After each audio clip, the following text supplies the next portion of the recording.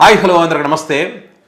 YS Jaganmohan Reddy గారి గురించి, YS Jagan గారి పాలనకు సంబంధించి ఎన్నికలకు ముందు టీడీపీ, జనసేన, బీజేపీ ఈ పార్టీలు ఎంత అద్భుతంగా అబద్ధాలు చెప్పి ప్రజలు నమ్మించి వీరు అధికారంలోకి వచ్చారో అందరికీ తెలుసు. అక్కడ వైఎస్ఆర్ కాంగ్రెస్ పార్టీ తప్పు కూడా ఉంది. వారు చేసింది చెప్పుకోవడంలో విఫలమయ్యారు. సో ఇప్పుడు వీళ్ళు కూటమి అధికారంలోకి వచ్చిన తర్వాత అప్పుడు ఏవైతే అబద్ధాలు చెప్పారో అవన్నీ కూడా ఒకటొకటిగా తేలిపోతూ ఉన్నాయి.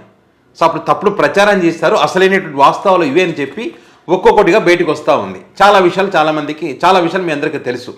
ఇప్పుడు తాజాగా జగన్మోహన్ రెడ్డి గారు ఒక సంచలనమైనటువంటి ఒక ట్వీట్ పెట్టారు.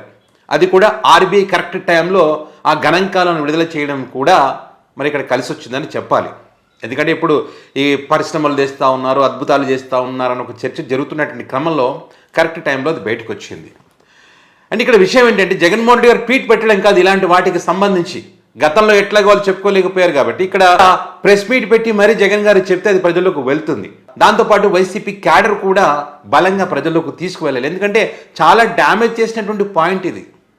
డిబేట్లు కూడా పెట్టాల్సినటువంటి అవసరం ఉంది. ఆ ఎఫెక్ట్ ఇంకా ఒక రేంజ్లో ఉంటుంది. సో ఇప్పటికే జగన్ గారు పెట్టినటువంటి ట్వీట్ ద్వారా బాబు గారికి భజన చేసేటువంటి ఒక బ్యాచ్కి ఖచ్చితంగా కాలరాత్రులని చెప్పొచ్చు. ఎందుకంటే అంత తప్పుడు ప్రచారం చేశారు కాబట్టి. ఇక్కడ ఏదో చెప్తుందో ఎక్సెల్ షీట్లో లెక్కలు ఇంకెవరో కాదు, ఆర్బీఐ లెక్కలు.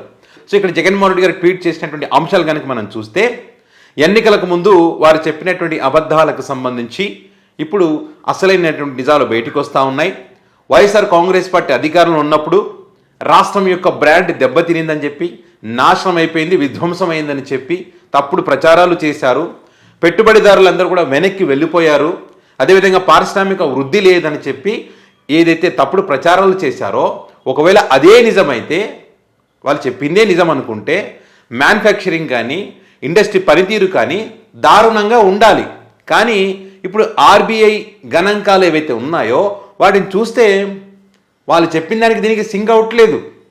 అద్భుతమైనటువంటి పారిశ్రామిక వృద్ధి జరిగిందని, మ్యానుఫ్యాక్చరింగ్ కూడా అద్భుతంగా జరిగిందని చెప్పి, ఇండస్ట్రీ యొక్క పనితీరు అద్భుతంగా ఉందని చెప్పి ఇక్కడ షాకింగ్ లెక్కలు ఉన్నాయి.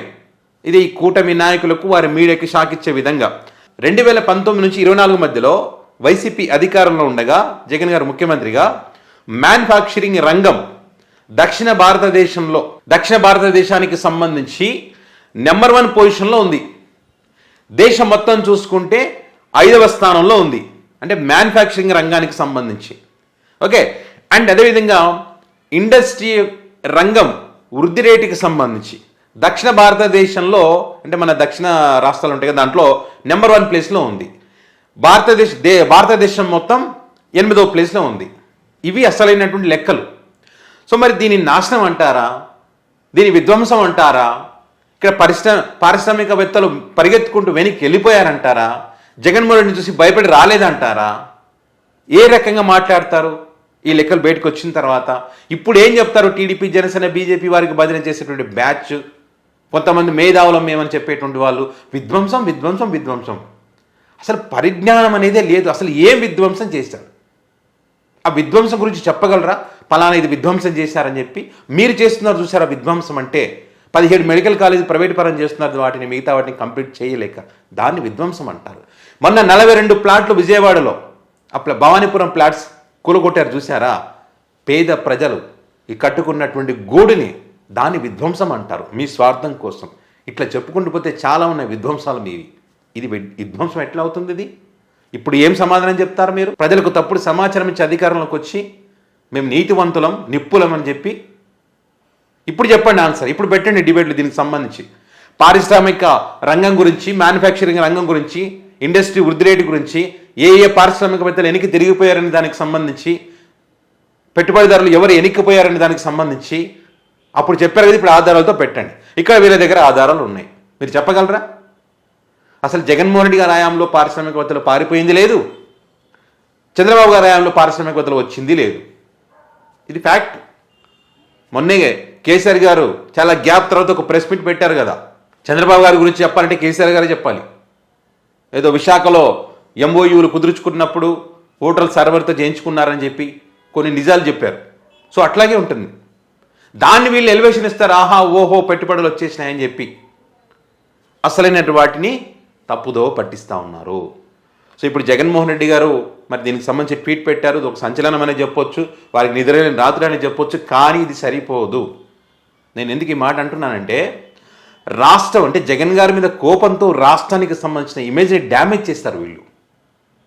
సో ఖచ్చితంగా ప్రతి ఒక్కరికి తెలియాల్సినటువంటి అవసరం ఉంది. ఆంధ్రప్రదేశ్ ప్రజలు కొంతమంది వేరు పనుల కోసమో జాబ్ల కోసమో బెంగళూరు లేదా తమిళనాడో లేకపోతే తెలంగాణ రాష్ట్రంలోనో హైదరాబాద్లో ఇట్లా వేరు ప్రాంతాలకు ప్రపంచంలోని వేరే దేశాలకు వెళ్ళినప్పుడు కూడా వీరు చెప్పినటువంటి మాటలు విని వీరు ఏదైతే డిబేట్లు పెట్టారో వాటిని అక్కడ ఉన్న వాళ్ళు చూసి నిజంగానే జగన్మోహన్ రెడ్డి డ్యామేజ్ చేశారనేటువంటివి ఒక గట్టిగా నమ్మడం జరిగింది. అంత నమ్మించారు వీళ్ళు. కాబట్టి అది అబద్ధం. అసలైనటువంటి నిజాలు ఇవన్నీ తెలియాలంటే వీళ్ళు గట్టిగా డిబేట్లు పెట్టాల్సిన అవసరం ఉంది. ప్రతి ఒక్కరు ప్రజల్లోకి గట్టిగా తీసుకుపోవాల్సినటువంటి అవసరం ఎంతైనా ఉంది. కనీసం ఇప్పటికైనా చెప్పుకోవాలి వైసీపీ పార్టీ వీళ్ళు చేసినటువంటి ఈ పనులకు సంబంధించి. సో ఇది జగన్ గారు పెట్టినటువంటి ట్వీట్కి సంబంధించినటువంటి వివరాలు, ఆర్బీఐ విడుదల చేసినటువంటి గణాంకాలు. మరి దీనిపైన మీ అభిప్రాయాన్ని కామెంట్ రూపంలో పెట్టగలరు. Thank you.